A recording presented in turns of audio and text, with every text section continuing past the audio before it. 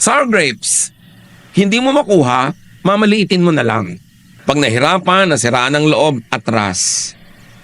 Pag nabigo sa una, suko. Pag nasaktan sa simula, dala mode.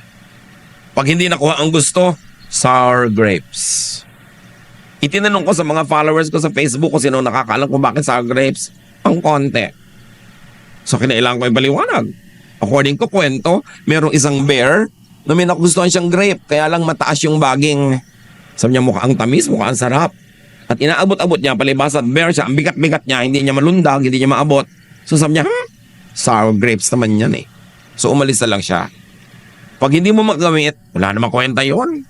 Kaya yung maraming gustong yumaman na hindi yumaman, walang kwentang yumaman. Bakit nasubukan mo na ba? Hindi pa, hindi, sour grapes yan.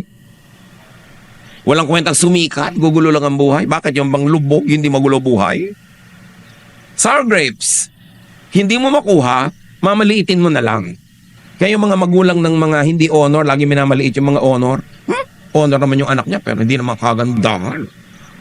Hindi niya naman sinasabi ng mga nanay na may hugot, no? Yung lang, sina-sour grape mo, binabaliwala mo yung accomplishment kasi hindi mo kaya.